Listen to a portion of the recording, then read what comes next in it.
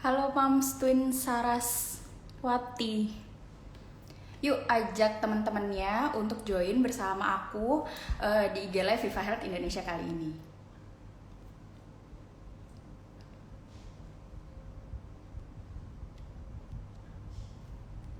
Hai Kak Esther Vita.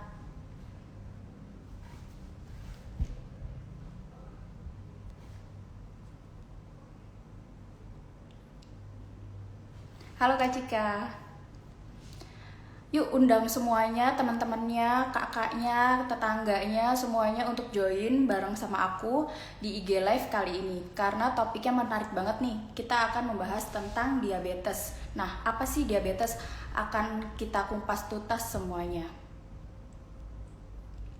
Oh ya, suaraku sudah terdengar jelas belum sahabat?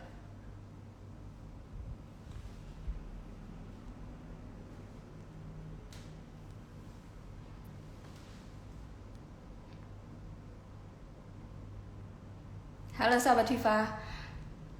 Oke, udah pas nih jam 3. Aku akan mulai aja ya. Hai sahabat Viva, jumpa lagi di IG Live Viva Health Indonesia. Kali ini bersama aku Ajeng.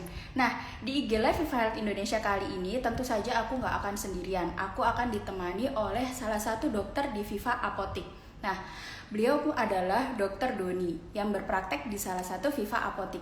Kira-kira aku sama dokter akan membahas apa sih? Aku dan Dokter Doni akan membahas tentang diabetes mellitus. Pasti banyak banget dari sahabat Viva yang udah penasaran apa sih diabetes itu dan bagaimana cara kita mencegahnya, cara mengobatinya akan kita kupas tuntas bersama dengan Dokter Doni. Jadi buat sahabat Viva lagi join, ayo buruan ajak teman-temannya untuk join juga bersama aku dan Dokter Doni. Nah, sambil kita nungguin Dokter Doni untuk join bersama kita, aku mau ngejelasin dulu nih, di Viva Apotik lagi ada program stempel berhadiah. Nah, stempel berhadiah itu apa sih? Nah, aku udah punya contohnya nih. Jadi, kita lagi ada ngadain parade diskon. Nah, caranya gimana? Caranya gampang banget. Sahabat tinggal berbelanja aja produk sponsor senilai Rp50.000, nanti akan mendapatkan 5 buah stempel.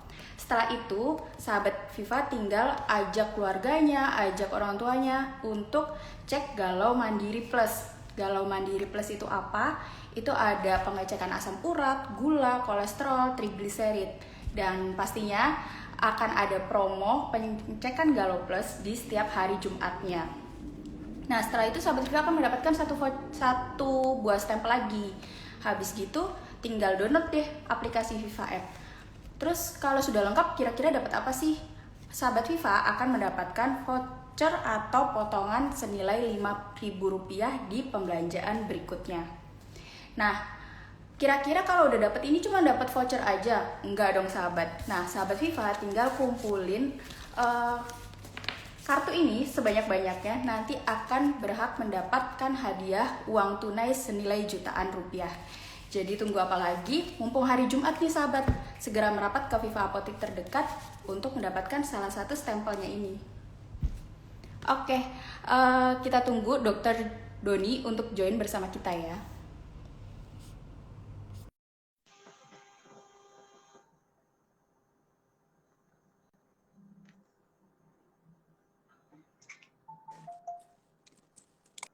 Halo Dokter Doni. Iya, halo Mbak Aceng. Selamat sore Mbak. Selamat sore dok. Iya, Gimana kabarnya nih dok? iya, baik banget ini Mbak kabarnya. Semoga semuanya ya yang nonton di sini sahabat Viva, Mbak Aceng, semuanya dalam keadaan sehat. Karena memang nikmat Amin. yang paling utama itu sehat ya Mbak ya. Iya bener dok. Dengan sehat aktivitas kita juga bisa lancar banget ya dok ya. Iya, bener banget itu Mbak. Oke, Dokter Doni mungkin bisa informasi dulu nggak nih dok ke sahabat Viva, Dokter Doni berpraktek di Viva Apotik mana sih dok? Oh iya, kalau saya itu baru belum 2 bulan sebenarnya Mbak berpraktek Oke, di Viva Apotik Sukun. Jadi lebih oh, tepatnya di Kota Malang ya. Jadi nah luar biasa kali ini kesempatannya orang baru ya Mbak ya. 2 bulan sudah diajak gabung dalam kesempatan ini. Saya terhormat sekali sih. iya, iya dok. Untuk kita juga sharing bersama sahabat Viva juga ya dok ya. Iya, Mbak. Ya, semoga ya semua sahabat Viva saat ini dalam kondisi yang baik, Mbak. Amin.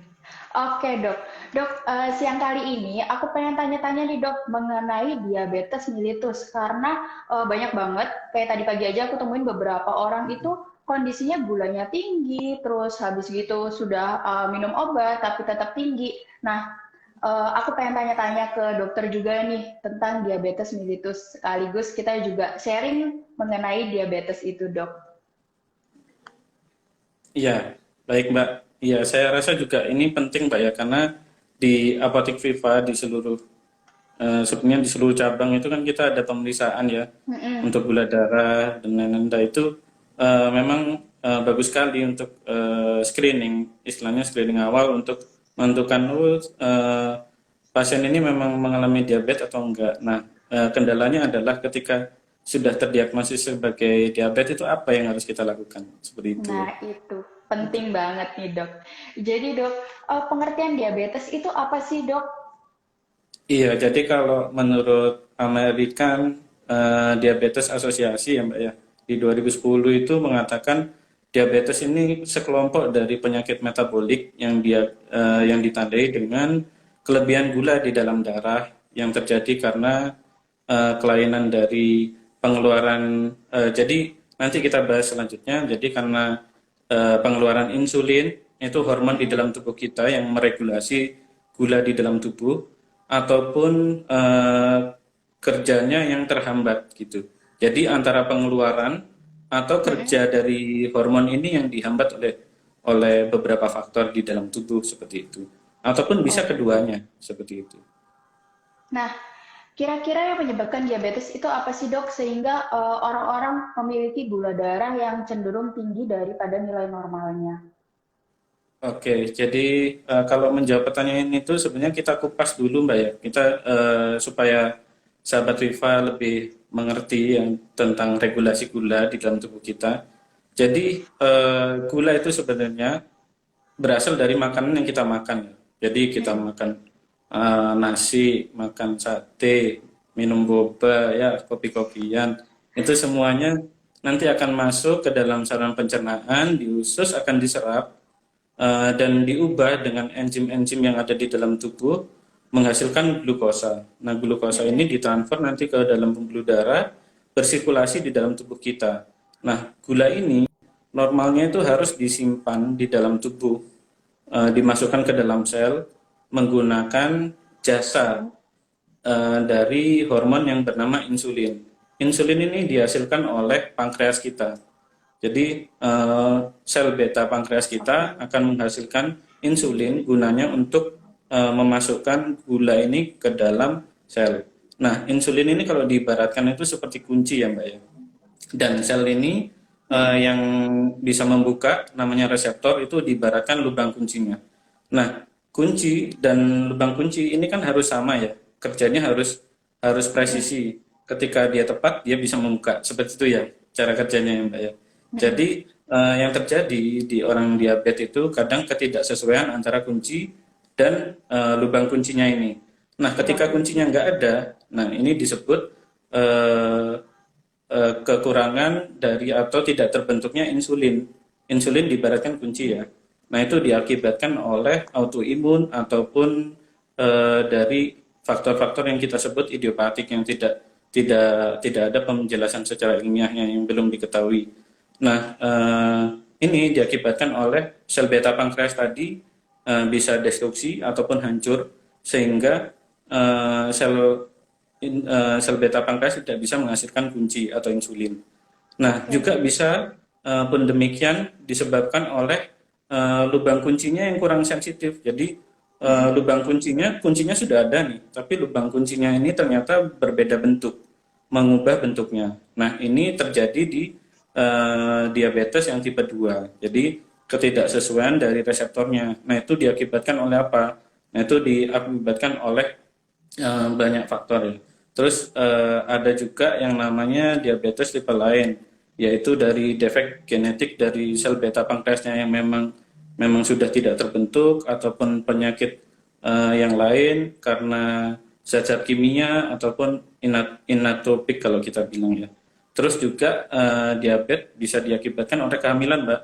Jadi dari proses kehamilan ini yang tentu bisa menyebabkan tadi antara ketidaksesuaian kunci dan gembok insulin dan sel tadi yang mengakibatkan diabetes ini terjadi pada fase kehamilan yang bisa menetap sampai 3 sampai 5 tahun setelah persalinan. Seperti itu, Mbak. Oke. Jadi kita dapatkan tadi sebenarnya dari penjelasan saya kalau disebabkan oleh apa, itu disebabkan oleh 4 jenis dari diabetes ini. Bisa karena ketidaksesuaian kunci, terus tidak kesesuaian dari gemboknya atau lubang kuncinya, terus diakibatkan karena kehancuran selnya ataupun dari kehamilan. Seperti itu ya, Mbak.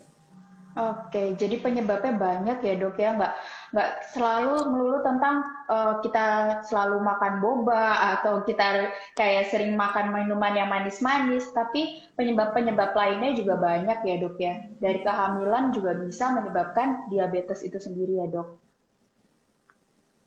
Iya, benar sekali itu, Mbak. Nah dok, Jadi multifaktor sekali. mm-mm. Ya. Nah, kapan sih dok dikatakan seorang itu terkena diabetes atau kisaran di gula berapa, kadar gula berapa sehingga pasien-pasien dikatakan sudah terkena dari diabetes? Oh iya, jadi eh, kalau mengacu itu berarti pendekatannya kapan orang didiagnosa Mm-mm. menderita diabetes gitu Mbak ya. Jadi Iya. untuk diabetes ini sebenarnya dibagi jadi dua dulu. Kita punya pemikiran analogi dua ya. Ketika dia punya gejala yang mengarah ke diabetes, Mm. itu salah satunya adalah polifagi ataupun dia rasa lapar terus, polidipsi rasa haus terus poliuri dia sering kencing gitu ya. Normal kencing ini kan normalnya orang ya. Kita terangkan dulu kencing yang normal itu 1 sampai 2 mili per kilogram berat badan. Misalnya kita berat 50 kilo, harusnya per jam kita itu 50 mili atau 100 mili per jam pengeluaran urin. Nah, itu dikalikan misalnya kita 3 jam, ya harusnya antara 150 sampai 300 mili. Nah, ketika lebih dari itu, ataupun frekuensinya yang lebih, nah itu bisa disebut sebagai gejala dari diabetes ini. Lalu juga penurunan badan yang tiba-tiba turun drastis ya, ataupun kita nggak tahu penyebabnya, tiba-tiba kok turun gitu ya. Biasanya cewek ini Mbak ya, tiba-tiba turun drastis ya. Enggak ya, bukan karena penyebab setelah dia diet, tapi tidak ada faktor yang mendasari tiba-tiba dia berat badannya turun Turun. sehingga kecurigaan ini dari keempat faktor gejala ini ditambah dengan hasil penunjang yaitu pemeriksaan gula darah sewaktu yang lebih dari 200 itu sudah kita bisa pastikan itu sudah termasuk dalam diabetes ataupun gula darah puasanya selama 8 jam setelah dia puasa lalu dia dicek gula darahnya itu lebih dari 126 milimol per gram itu sudah bisa dikatakan sebagai diabetes. Tapi beda case-nya kalau gejala ini nggak ada. Seperti yang tadi ya gejala gampang gampang lapar, gampang haus, gampang kencing, lalu penurunan berat badan ternyata nggak ada. Nah itu gimana ketika dia lebih dari 200 di gula darah sewaktunya ataupun gula darah puasanya itu lebih dari 126, kita harus melakukan pemeriksaan ulangan, Mbak. Itu. Jadi tidak bisa ketika tidak ada tanda atau gejala yang mengarah ke diabetes, terus dari hasil pemeriksaan tinggi kita langsung sebut itu abnormal atau diabetes, itu belum tentu.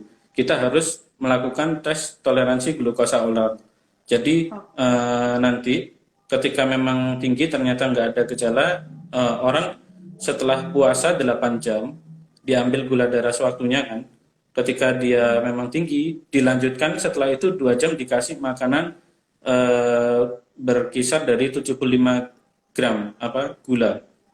Nah, ketika asupan itu dilihat lagi setelah 2 jam dilihat tes toleransi glukosa, ketika memang hasilnya itu tinggi lebih dari 200 kita bisa make sure kalau itu diabetes. Jadi intinya adalah yang ingin saya sampaikan, jangan buru-buru mendiagnosa orang itu sebagai diabetes ya ketika nggak ada gejala. Tapi kalau sudah ada gejala, kita dapatkan hasil pemeriksaan yang gula darahnya tinggi, sudah melebihi cut off, nah itu bisa kita sudah bisa kita indikasikan sebagai pasien diabetes seperti itu, Mbak. Diabetes. Oke dok, berarti kalau misalkan ada pasien datang nih dok, terus habis gitu mungkin pas dicek gulanya lebih dari 200 saat kondisi acak. Sedangkan pasien tersebut nggak ada gejala seperti sering buang air kecil, sering ngerasa haus, atau sering ngerasa lapar. Itu belum tentu kita bisa mengatakan pasien tersebut terkena diabetes ya dok ya. Iya, benar sekali Mbak Ajeng. Jadi Oke, nggak jadi bisa kita buru-buru harus ya Mbak. Iya, Kita harus screening lagi pasien tersebut di kondisi setelah makan gulanya berapa, setelah 2 jam dengan treatment tertentu juga seperti apa ya dok ya. iya benar Mbak Ajeng. Nah dok, tadi kan dokter udah menyebutkan nih ada diabetes seorang yang fungsi beta pankreasnya sudah rusak, atau ada juga yang kunci sama gemboknya sudah nggak sesuai, ada juga yang diabetes karena kehamilan. Sebenarnya ada berapa macam tipe diabetes sih dok? Atau Kalau tipe-tipenya diabetes? Itu sebenarnya iya ada berapa tipenya itu macam? tadi ada 4 ya Mbak. Jadi ada tipe satu yaitu karena destruksi atau kehancuran sel beta pankreas. Ya, itu diakibatkan karena autoimun ataupun hal yang idiopatik yang tidak diketahui. Lalu yang kedua adalah, oh ya, dari tipe satu ini biasanya menyerang pada usia kelompok remaja, anak-anak sampai remaja. Karena autoimun ini akan terjadi pada fase-fase muda ya, bukan dewasa. Tapi walaupun begitu memang ada sih tipe satu yang terjadinya sudah dekade 4, 5 gitu juga ada. Tapi lebih kecenderungan tipe satu ini terjadi pada anak-anak dan remaja. Lalu di tipe 2 ini yang lebih lebih sering ya kita dapatin di masyarakat, yaitu karena resistensi insulin. Jadi insulinnya ada tetapi udah eh, lubang gemboknya tadi sudah berubah. Jadi ketika insulinnya ini masuk, sudah nggak efektif lagi untuk memasukkan glukosa ke dalam sel-sel. Nah, itu yang banyak terjadi di masyarakat.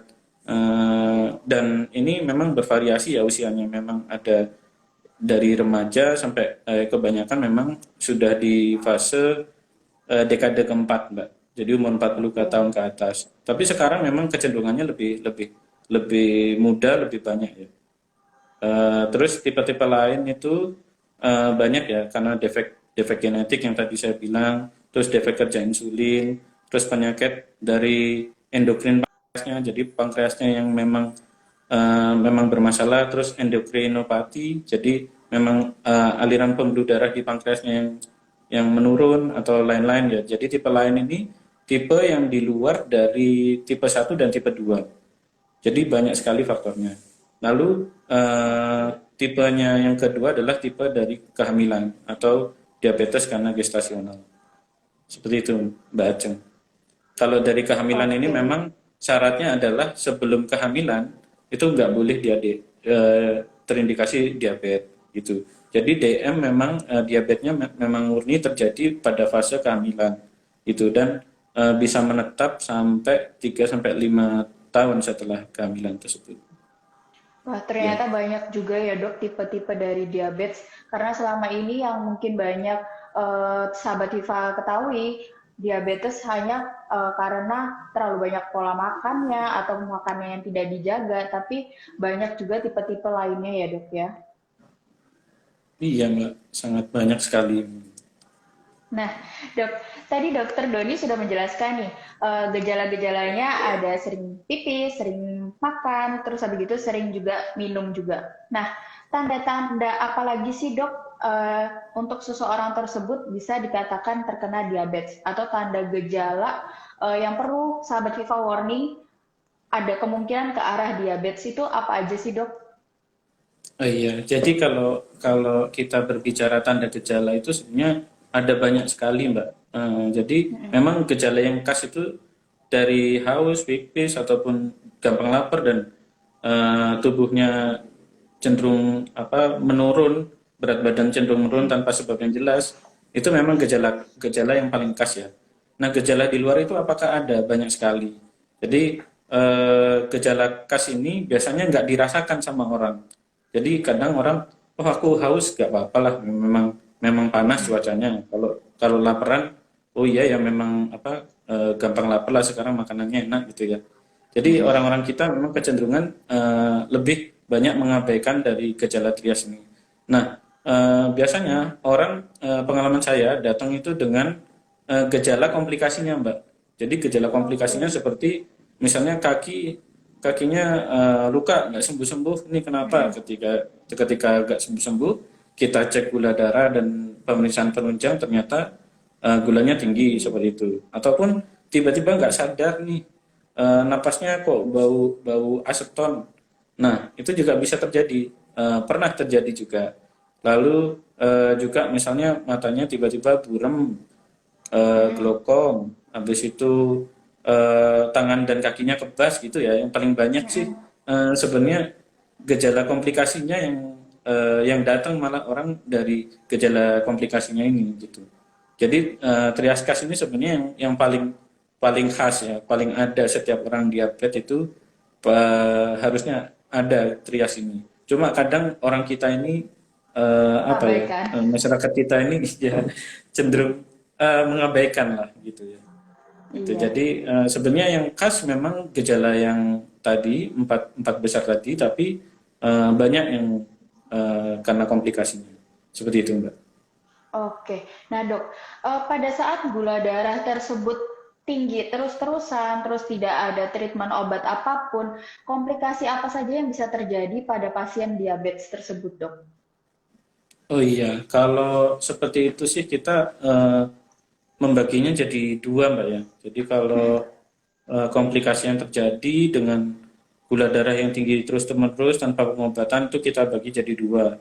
Gejala yang akut atau timbul dengan segera, terus sama yang kronis ya, yang akan berjalannya waktu dia akan mengakibatkan kegagalan organ ataupun tubuh kita yang akan mengalami masalah gitu. Nah, untuk yang akut itu ada namanya hiperosmolar ketoasidosis. Nah, itu terjadi karena apa? Karena ketika hormon insulin dan gluka insulin ini tidak bekerja dengan baik, maka tubuh tetap harus mendapatkan energi ya. Tujuannya dari glukosa dimasukkan ke dalam sel adalah supaya kita bisa melakukan aktivitas ya. Glukosa itu sumber dari energi kita. Nah, ketika tidak terjadi pemasukan dari glukosa ini, maka tubuh akan beradaptasi dengan memecah cadangan-cadangannya. Ketika cadangan glukosanya habis, maka cadangan lemak yang dipecah. Gitu ya. Jadi rumit sekali memang pengaturan energi di dalam tubuh. Nah, celakanya adalah ketika yang dipecah ini terlalu banyak karena nggak ada gula yang masuk, itu mengakibatkan ketogenesis. Jadi ketogenesis ini adalah pemecahan dari glukosa secara anaerob ataupun dari pemecahan lipid ya dari lemak, jaringan lemak kita. Jadi lemak kita ini sebenarnya cadangan dari energi ya. Ketika sudah energi dari glukosa habis, maka lemak akan dipecah, protein akan dipecah. Nah, pemecahan ini itu akan mengakibatkan penumbukan keton. Nah, keton ini bersifat asam. Ketika asam ini banyak di dalam tubuh, sebenarnya asam itu tubuh kita kan pH-nya harus balance ya, nggak boleh terlalu asam terlalu basa. Nah, ketika tubuh ini terlalu asam, maka akan mengakibatkan kegagalan-kegagalan organ yang lainnya. Salah satunya mungkin nanti asam ini akan dideteksi di dalam otak, dia harus men-shutdown dari sistem saraf pusat kita dan sehingga sampai penurunan kesadaran dan lain-lain seperti itu. Nah, dan yang pasti dalam komplikasi ini juga orang paling nggak sadarkan diri dan sangat mudah untuk mendeteksi sebenarnya keton ini sebenarnya kalau wanita itu pasti tahu bau aseton ya, bau dari Ya, penghilang kutek. kuku itu, ya kutek. Nah, itu baunya nafasnya itu seperti aseton itu gitu. Nah, ada lagi yang namanya hiperosmolar tanpa ketoasidosis. Ya sama, tetap aja namanya gula itu sebenarnya kan pekat ya. Kepekatan inilah yang sebenarnya ketika di dalam tubuh terlalu tinggi, maka ginjal itu akan mengeluarkan. Nah, ketika dikeluarkan ini, namanya kepekatan ini akan menarik air ya. Ketika airnya ketarik, gulanya dikeluarkan, airnya ketarik, tapi elektrolit di dalam tubuh kita itu tidak berubah. Natrium, kalium, dan sebagainya itu tidak berubah, sehingga itu mengakibatkan dehidrasi di dalam sel, di dalam tubuh juga seperti itu. Sehingga keadaan ini juga ditandai dengan eh, hipovolemik atau penurunan dari sel kadar air di dalam tubuh. Lalu tensinya juga tiba-tiba menurun dengan cepat ya. Komplikasi yang kedua yang akut tadi memang cenderung ngeri Mbak. Jadi tiba-tiba orang tidak sadar dengan nafas yang cepat dan lain-lain. Dan ini komplikasi ini harus diatasi dengan segera. Jadi ketika ada tanda-tanda ini, kita nggak bermain dengan obat-obatan, langsung dibawa ke rumah sakit dan kita harus rehidrasi segera. Jadi karena yang tadi, karena mekanisme kepekatan tadi, memang harus diencerkan, memasuk cairan infus dan lain-lain ya. Itu sudah ranahnya memang bukan untuk diketahui awam, tapi memang harus penatasan secara cepat. Lalu komplikasi yang kedua yang memang kronis itu banyak ya. Jadi ada mikro dan makrovaskular. Kita bagi dua lagi yang kronis itu. Dia bisa menyerang dari makro dan mikrovaskular. Makro itu dalam artian apa sih makro dan mikrovaskular itu? Makro itu artinya pembuluh darah besar gitu ya. Secara awam, makro itu pembuluh darah yang besar, yang mikro pembuluh darah yang kecil. Yang besar itu contohnya di mana? Di otak, ya. Di otak, di jantung, di kaki. Ini pembuluh darah besar semua yang bisa kita lihat.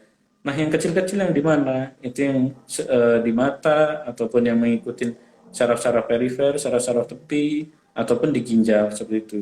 Nah, komplikasinya bisa sampai ke gagal ginjal, habis itu retinopati, diabetes. Jadi karena pembuluh darah di mata itu yang tadinya kecil-kecil, akibatnya gula yang ini kepekatannya akhirnya darahnya nggak lancar bersirkulasi sehingga dia membentuk pembuluh darah baru, dan pembuluh darah yang baru ini itu sifatnya mudah pecah, dan ketika terdapat tekanan yang tinggi karena orang diabetes itu akan sering diikuti dengan hipertensi juga. Nah, ketika dapat tekanan yang tinggi, pembuluh darah yang kecil mudah rapuh ini akan gampang pecah sehingga bercampur dengan air di dalam bola mata seperti itu, dan itu yang disebut retinopati diabetes.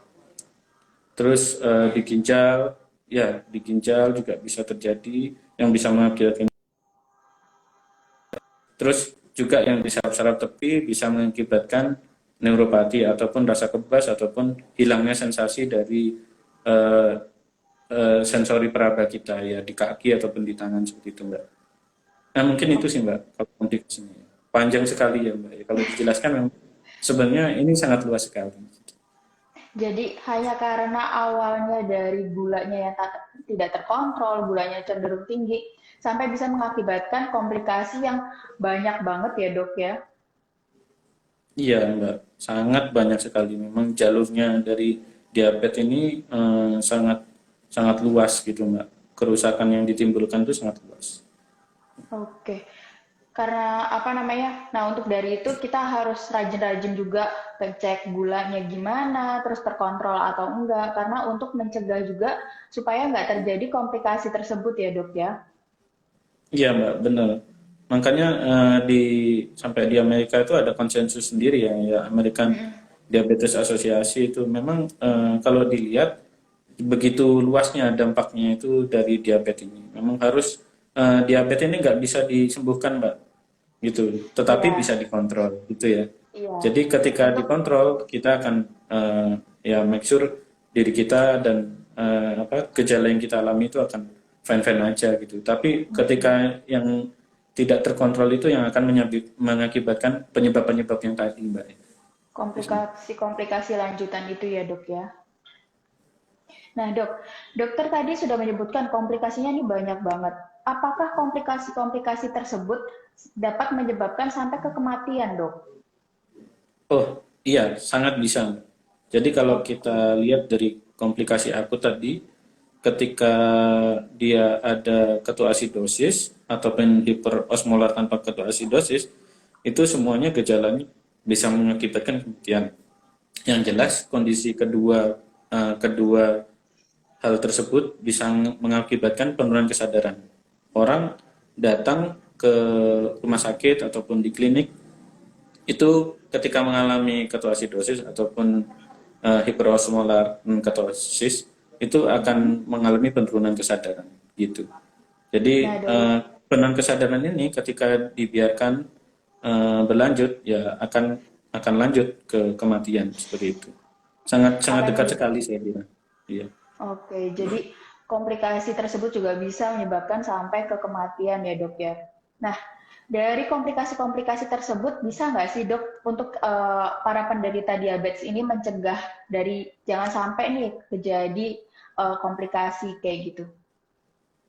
Iya Mbak, jadi bisa untuk mencegah komplikasi syaratnya cuma satu, yaitu harus mengontrol gula darah di dalam tubuhnya. Jadi mengontrolnya dengan apa? Dengan target juga. Jadi nggak asal oh dicek hari ini misalnya gula darah sewaktunya udah turun, terus besok makan lagi tuh makan enak-enak, makan yang banyak itu nggak bisa. Jadi memang ada pola-pola yang memang harus dibentuk dalam kondisi diabetes ini, yaitu mulai dari apa itu namanya pola makannya dan edukasinya itu harus harus semua dilakukan, Mbak. Dan obat-obatannya juga pemilihan obat terapi itu juga harus dilakukan secara terus-menerus. Jadi saya pernah ketemu tuh pasien yang diabetes, ketika sudah diberikan obat ternyata terkontrol, sudah gula darah sewaktunya baik, terus HbA1c targetnya itu sudah tercapai. Habis itu dia mulai mengurangin dari obatnya ini. Dia merasa sudah sembuh. Padahal yang mengontrol itu sebenarnya obat-obatan tadi. Dan ketika dia melepaskan pengobatan tersebut, yang terjadi setelah kita cek beberapa waktu ya naik lagi ya gula darahnya gitu. Yang kita tidak harapkan ya tentu aja komplikasi-komplikasi yang bisa terjadi tadi gitu. Oke, karena berarti itu ya dok, kuncinya gula darah yang terkontrol jika ada mengkonsumsi obat gula juga obatnya harus rutin diminum bukan karena kecanduan dari obat tersebut tapi karena memang kondisi tubuhnya yang sudah membutuhkan dari obat tersebut ya dok ya. Iya Mbak, benar sekali itu. Apalagi kalau Karena kita ngomong diabetes tipe 1 ya Mbak ya. Diabetes tipe 1 ini kan tadi destruksi dari sel beta langkan pankreas, yaitu yang memproduksi dari insulin. Insulinnya nggak diproduksi, jadi pengobatannya apa? Ya dia harus pakai insulin terus gitu. Nggak bisa enggak, karena insulinnya nggak terbentuk gitu loh.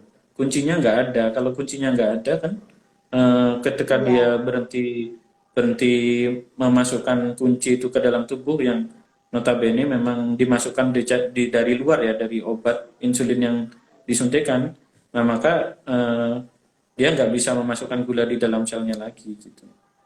Karena banyak banget juga dok, pasien-pasien yang datang ke apotik mengeluhkan nggak mau minum obat tersebut karena takut obatnya akan menjadi kecanduan seperti itu. Padahal bukan dari obatnya yang bikin kecanduan, tapi memang kondisi dari tubuhnya yang sudah membutuhkan ya dok ya.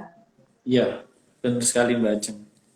Nah dok, dari komplikasi yang tadi dokter sudah sebutkan, komplikasi apa sih dok yang paling sering terjadi di pasien-pasien yang gula darahnya tidak terkontrol? Oh iya, jadi kalau yang paling sering terjadi itu yang kalau dari pengalaman pribadi juga ya Mbak ya. Terus juga dari apa beberapa laporan yang saya baca itu memang banyaknya di mikrovaskular tadi. Dari komplikasi kronis yang mikrovaskular. Kenapa? Karena pembuluh darah mikrovaskular ini kan kecil-kecil ya. Kecil-kecil ketika dia ibaratnya gula ini kan kental ya atau kepadatannya padat ya. Terus ketika memasukin pembuluh darah yang kecil, akibatnya adalah perfusi ataupun aliran dari pembuluh darah kecil tadi terhambat. Nah itu sering kali pasien itu yang datang malah karena dari mikrovaskular yang bermasalah ini. Misalnya matanya tiba-tiba kok nggak bisa ngeliat ya, tiba-tiba buram gitu. Nah, itu baru ketika cek-cek-cek ternyata karena gulanya. Lalu juga kaki dan tangannya kok kebas gitu. Ketika dicek gulanya ternyata tinggi gitu. Nah, sudah ada triasnya yang dia nggak ngerasakan sebenarnya ketika anamnesis sebenarnya dapat itu, tetapi yang Tidak komplikasinya ini malah direkam. yang jadi keluhan utama gitu. Ya kalau kalau saya sih memang itu ya. Jadi mungkin kebanyakan yang matanya tiba-tiba buram sama kaki dan tangannya kebas ya. Gitu Nah, Mbak. jika Contohnya. Ya. pasien-pasien yang Oke, Dok. Jika pasien-pasien yang menderita diabetes sudah mengalami dari matanya mulai buram, terus telapak kaki atau telapak tangan terasa kebas, bisa nggak sih, Dok, untuk normal kembali? Untuk nggak ngerasa kebas lagi, atau mungkin penglihatan matanya terang lagi, bisa nggak sih, Dok? Oh iya, jadi itu tergantung dari keparahan ya Mbak. Kalau kalau lihat dari komplikasi itu tentu semua komplikasi kita lihat dari keparahannya. Ketika keparahannya sudah terlalu berat, memang nggak bisa kembali sih. Gitu. Kalau misalnya kita eh, ngomongin retinopati diabetes ya, kan itu sudah ada apa pembuluh darah yang rusak dan terjadi pembuluh darah baru yang mudah rapuh sehingga pecah bisa mengakibatkan lepas dari retina juga tekanan intraokular atau di dalam bola mata itu tinggi. Nah, itu ketika keparahannya sudah terlalu terlalu terlalu berat itu akan susah ya untuk disembuhkan gitu. Tetapi ketika masih kebas, masih kebasnya masih masih ringan gitu, Ringan. kita bisa ya masih asal ada niat di dalam diri untuk memperbaiki kondisinya. Nah, itu saya rasa bisa kembali pulih gitu. Oke, berarti tergantung dari tingkat keparahannya juga ya, Dok, dari komplikasi tersebut. Iya, Mbak. Nah, Dok, pertanyaan terakhir dari aku nih, Dok, karena di kolom chat sudah banyak banget yang nanya juga. Ada nggak sih, Dok, tips pencegahan diabetes, terutama diabetes tipe 2, karena resistensi insulin untuk usia-usia muda, dari usia 20, 30, atau mungkin yang untuk orang tua yang sudah berusia 50 tahun. Kira-kira tipsnya apa sih, Dok, supaya jangan sampai kita sampai terkena dari diabetes, apalagi diabetes yang tipe 2. Oh iya, jadi kalau untuk pencegahan ya ikhtiar kita atau usaha kita itu sebenarnya kita harus ngelihat itu Mbak dari diabetes ini sebenarnya penyakit genetika juga gitu. Nah kita lihat nih riwayat dari orang-orang tua kita dari kakek atau yang diabetes. Nah ketika memang ada itu memang kita harus sudah warning itu. Warning dalam artian menjaga pola hidup, terus juga makan makannya ditakar gitu ya. Hal-hal ini sebenarnya yang bisa sebagai upaya kita untuk supaya diabetes ini tidak terjadi pada tubuh kita gitu. Tapi untuk pencegahan yang minum obat sebelum terdiagnosa itu nggak bisa. Jadi yang bisa kita lakukan yaitu pola hidup sehat sih Mbak. Makan jangan jangan kalap mata ya. Yang pasti misalnya ada promo nih dari apa pengantar makanan gitu ya semua Oke. dibeli karena murah gitu ya. Di waktu makan bersama. Nah, ini yang bisa mencetuskan sebenarnya. Karena di tubuh kita dipaksa dalam satu waktu yang sama, misalnya kita makan terlalu banyak nih, dalam waktu yang sama tubuh kita harus memproduksi insulin yang tinggi untuk memasukkan gula yang kita makan tadi gitu. Nah, hal ini yang lama-lama akan memperberat yang pankreas untuk mengeluarkan insulin gitu sih. Tapi dalam bukti ilmiah memang ketika dia nggak ada genetika ataupun pola hidupnya baik ya saya rasa memang nggak perlu khawatir ya untuk terjadinya DM gitu. Oke, jadi Gitu sih Mbak. tipsnya tetap kita jaga pola makan, terus habis gitu sebisa mungkin nggak kalap pada saat ada promo-promo makanan seperti itu ya, Dok ya. Iya Mbak. Terus mungkin saya Oh, menyampaikan satu lagi Mbak untuk inilah pasien-pasien pasien-pasien kita ya di seluruh FIFA yang memang menderita penyakit diabetes. Nah, itu seharusnya kita kita nyadari ya dari mekanisme kenapa kok bisa gula darah itu berlebih. Jadi gula darah berlebih tadi kan ya karena insulin dan gemboknya yang kurang kurang baik ya. Nah, untuk mencegah hal itu kita harus atur pola makan. Pola makan yang benar itu nggak boleh sekali makan itu langsung banyak gitu. Makan sedikit-sedikit, memberikan waktu atau memberikan jeda waktu untuk gula itu masuk ke dalam sel sehingga kerja insulin dan reseptornya ini tidak terlalu berat gitu. Terus juga melatihan dari gizi medisnya juga harus harus di harus ditakar. Misalnya kalau di laki-laki itu sebenarnya idealnya makan dalam 24 jam itu yaitu berat badan ideal. Berat badan ideal kita dihitung dulu tuh dari IMT. IMT caranya ngitung dari berat badan bagi tinggi badan kuadrat. Nah, itu harus di 18 sampai 23. Nah, di antara range itu dikalikan 25 kilogram per berat badan. 25 kalori ya per berat badan gitu. Nah, ketika sudah dapat itu angkanya, itu kita konversikan jadi makanan kita sehari-hari. Nah, hal ini memang penting dilakukan kepada pasien-pasien DM sehingga beban beban tubuh untuk memasukkan glukosa ke dalam sel itu tidak berat. Terus yang kedua adalah latihan jasmani. Latihan jasmani itu yang baik yang seperti apa?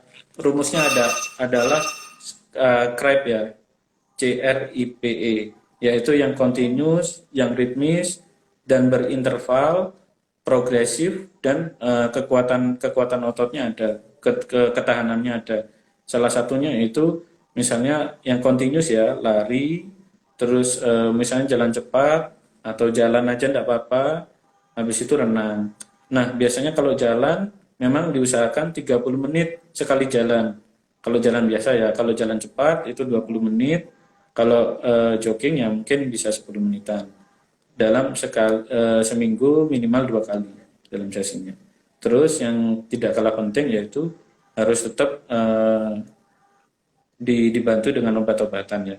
Karena kita harus menyadari dan rela diri ya sebagai pasien sebagai pengidap diabetes itu harus rela diri bahwa penyakit ini memang nggak bisa disembuhkan tapi bisa dikontrol gitu. Salah satu upaya mengontrolnya tetap menggunakan obat-obatan ya. Itu. Mungkin itu aja, Mbak. Nah, Dok. Oke. Mungkin dokter ada tambahan tips nggak nih, Dok? Buah-buah apa sih yang mungkin bisa dilarang atau bisa dikurangin untuk para penderita diabetes ini memiliki gula darah yang terkontrol? Nah, ini pertanyaan menarik nih Mbak sebenarnya. Saya waktu dulu itu sekolah di Samarinda ya. Ini kita cerita biar menarik.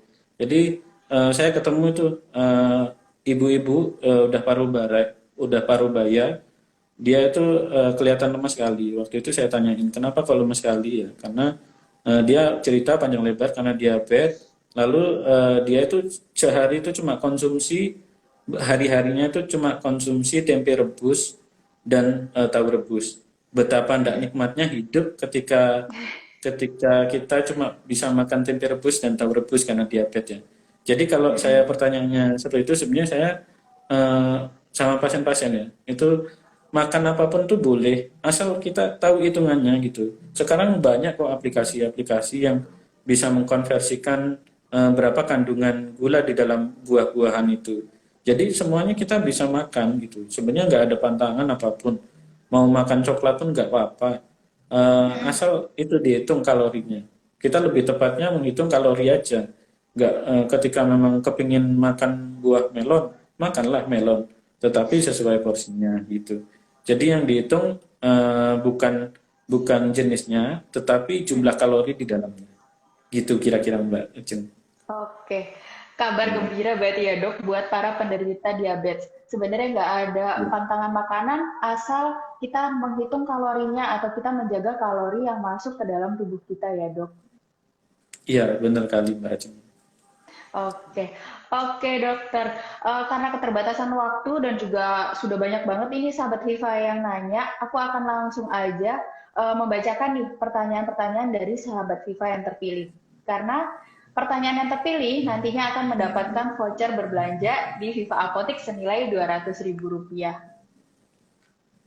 Oke dok, aku mulai pertanyaan pertama dari Miss Ciput.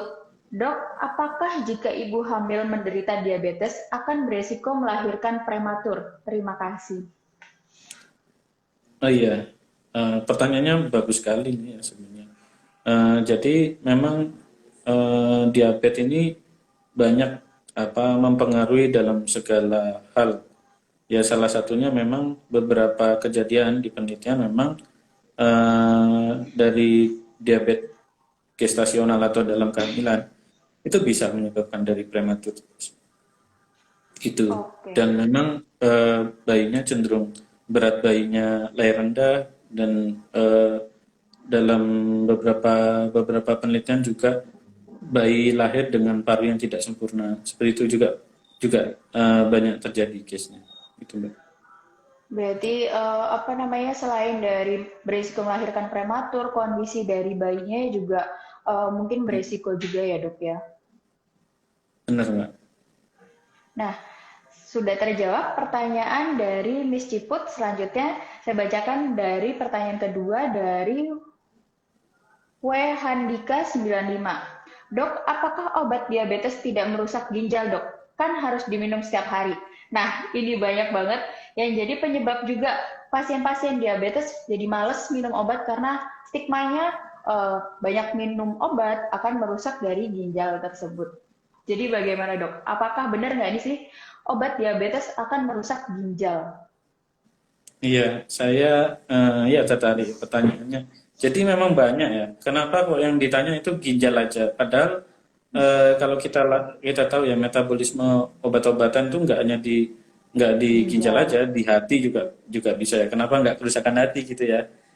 Jadi memang dari apa dari penelitian obat-obatan itu semuanya itu sudah di screening dengan baik ya terkait dosis berapa yang ketika dikonsumsi dalam jangka panjang apakah mengakibatkan kelainan organ yang lain ataupun kerusakan-kerusakan organ itu sudah dideteksi dalam perencanaan pendistribusian obat atau pembuatan obat itu tersebut. Nah, untuk saat ini memang kita punya pilihan tuh kalau kalau dari obat-obatan ini memang efeknya sangat kecil sekali ya untuk merusak ginjal. Tetapi kalau nggak minum obat-obatan ini malah itu yang bisa menyebabkan kerusakan ginjal karena yang saya sudah ulas tadi dari komplikasinya itu ada yang mikrovaskular. Nah, mikrovaskular ini di ginjal itu terjadi kadang bisa akibatnya kesumbatnya dari pembuluh-pembuluh darah ginjal sehingga mengakibatkan gagal ginjal. Malah hal yang nyata itu ketika gula darah nggak terkontrol ginjal gitu. Larinya ke ginjal. Gitu. Jadi nggak usah kalau kalau saran saya itu nggak usah kekhawatiran yang berlebih gitu. Tetapi kita harus menyadari bahwa penyakit ini memang yang sebenarnya bisa mengancam ginjal lebih nyata daripada obat-obatan gitu. Ya mungkin itu sih Oh Mbak. gitu. Jadi bukan karena obatnya yang menyebabkan ginjal yang menjadi rusak, tapi karena kondisi gula darahnya yang terus-terusan tinggi yang akan menyebabkan kerusakan dari ginjal tersebut ya dok ya. Iya Mbak. Nah, sudah terjawab nih pertanyaan dari W. Handika 95. Selanjutnya ada pertanyaan dari Miss Tita. Olahraga apa yang tepat untuk penderita diabetes agar gula darahnya terjaga selain mengatur pola makan? Nah, kira-kira olahraga yang seperti apa sih dok yang bisa disarankan untuk para penderita diabetes ini? Iya, tadi sebenarnya ini kalau menyimak tadi sudah saya bahas ya sedikit tentang olahraga yang cocok itu adalah olahraga yang continuous, ritmis dengan interval yang ketukannya selalu sama, terus juga ada ketahanannya. Nah, itu salah satunya adalah jalan. Jalan itu 30 menit minimal sekali jalan. Jangan jalan cuma 5 menit udah dibilang olahraga ya. Ketika memang mengalami DM harusnya bisa diagendakan dalam seminggu minimal 2 kali. Jalan diniatkan 30 menit. Gitu. Nah, lalu yang kedua mungkin jalan cepat. Jalan cepat itu juga continuous dan ritmis. Nah, itu bisa dilakukan dengan durasi 20 menit dan 2 kali dalam seminggu. Lalu juga jogging. Jogging bisa dilakukan 10 menit di dalam dua kali seminggu. Lalu juga renang. Renang itu bisa dilakukan dalam sekali seminggu. Seperti itu. Jadi yang memang continuous, ritmis, dan atau punya ketahanan. Seperti itu yang Oke. baca mungkin. Oke, terjawab sudah pertanyaan dari Miss Tita tentang olahraga apa saja yang bisa digunakan untuk para penderita diabetes. Selanjutnya ada pertanyaan dari Riri underscore Susan. Dok, saya suka takut sendiri ketika cek gula darah mama saya yang diabetes karena takut tertular.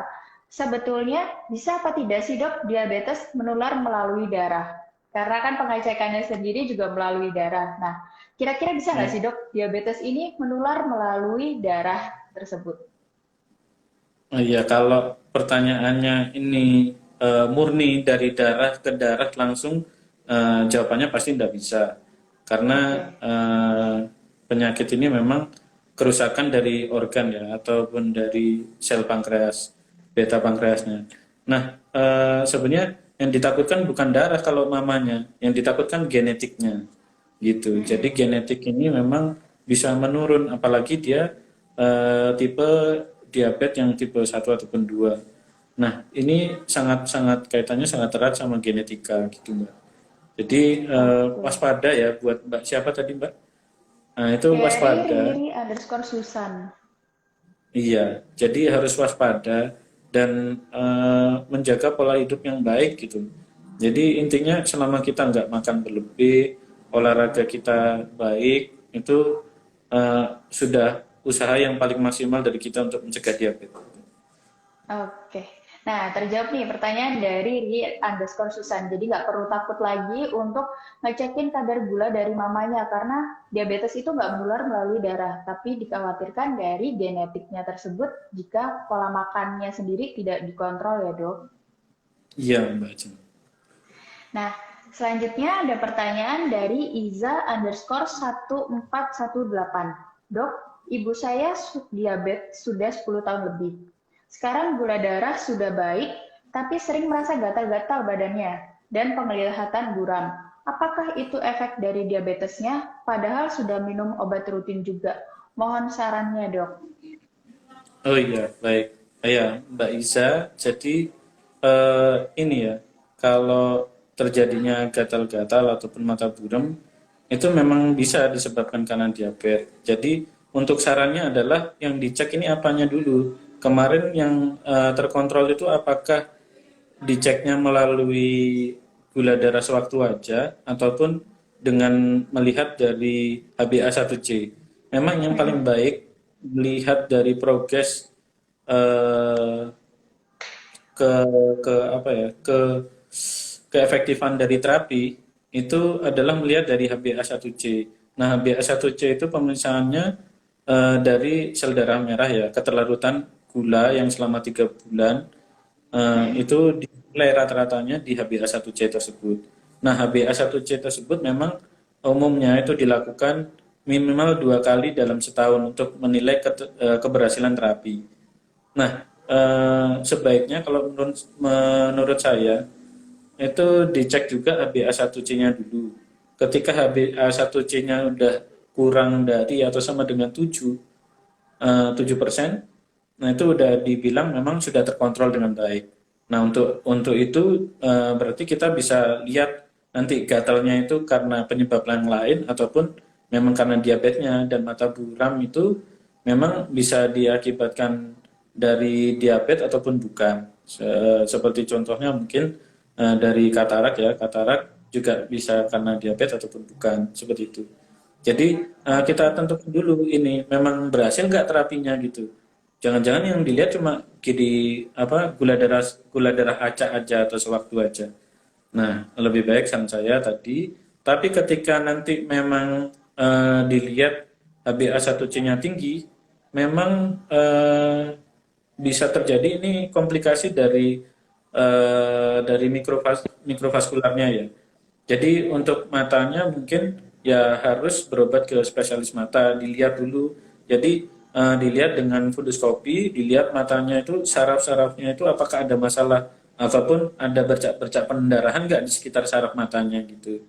Dan untuk terapinya memang itu sudah subspesialistik ya, seperti itu. Jadi untuk pertama mungkin dicek dulu ya Mbak Ajeng, Mbak Ar, Mm-mm.